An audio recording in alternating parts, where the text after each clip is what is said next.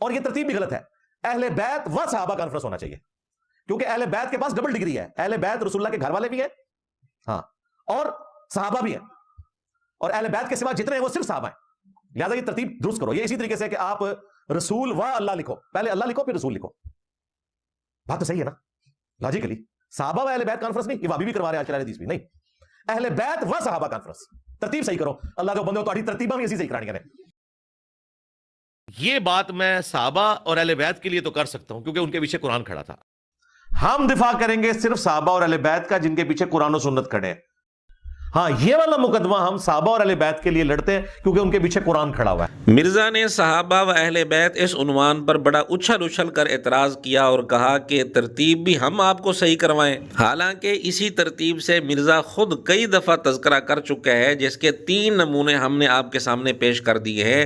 مرزا نے کئی دفعہ خود یہ لفظ بولا ہے، صحابہ اور اہل بیت. اگر یہ ترتیب غلط ہے، اہل بیت کے ساتھ بغض ہے اور ناسبیت ہے، تو مرزا نے خود کئی دفعہ اس طرح ترتیب سے یہ لفظ کیوں بولے ہیں؟ اصل بات یہ ہے کہ صحابہ و اہل بیت اس عنوان میں، اس ترتیب میں کوئی غلطی نہیں ہے. اہل بیت صحابہ میں بھی شامل ہیں اور ان کا الگ سے خصوصی طور پر تذکرہ بھی کر دیا جاتا ہے، جیسا کہ سورہ بقرہ آیت نمبر 98 میں ہے، من کان عدوا للہ وملائکتہ ورسلہ وجبریل ومیکال. اب یہاں فرشتوں کا تذکرہ کر کے جبریل اور میکائیل علیہم السلام کا تذکرہ خصوصی طور پر بعد میں کیا گیا ہے. کیا مرزا کے نزدیک اس آیت میں بھی غلط ترتیب ہے؟ نعوذ باللہ کل کو مرزا یہ نہ کہہ دے کہ قرآن کریم میں بھی غلط ترتیبیں ہیں اور میں صحیح کراؤں گا. نعوذ باللہ نعوذ باللہ. بہرحال مرزا نے ضد میں آ کر، مخالفت میں آ کر یہ اعتراض تو جڑ دیا، لیکن اس کو یہ نہیں پتا تھا کہ یہ خود کئی دفعہ اسی ترتیب سے یہ لفظ بول چکا ہے. پھر مرزا نے یہ جو اعتراض کیا کہ جی یہ ترتیب تو ایسے ہے جیسے کوئی کہے رسول و اللہ. مرزا کا یہ اعتراض بالکل فضول ہے، کیونکہ رسول و اللہ کے اندر جو تعلق ہے وہ اور ہے، صحابہ و اہل بیت میں جو تعلق ہے وہ اور ہے.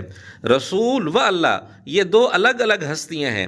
صحابہ و اہل بیت میں عام خاص کی نسبت ہے، یعنی صحابہ کا لفظ عام ہے اور اہل بیت کا لفظ خاص ہے. اہل بیت صحابہ میں بھی شامل ہیں اور الگ سے بھی ان کا تذکرہ کر دیا گیا، جبکہ رسول و اللہ والی ترتیب میں ایسا نہیں ہے کہ نعوذ باللہ اللہ لفظ رسول میں شامل ہو، ایسی بات نہیں ہے.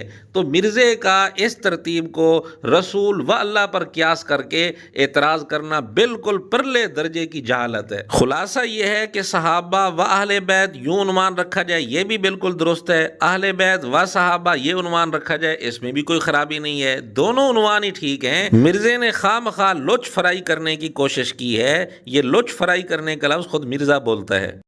چونکہ ان کا دعویٰ ہے، ان کی جوتی ان کے سر پہ مار رہا ہوں. مرزا جی بس یہی کام ہم آپ کے ساتھ کر رہے ہیں.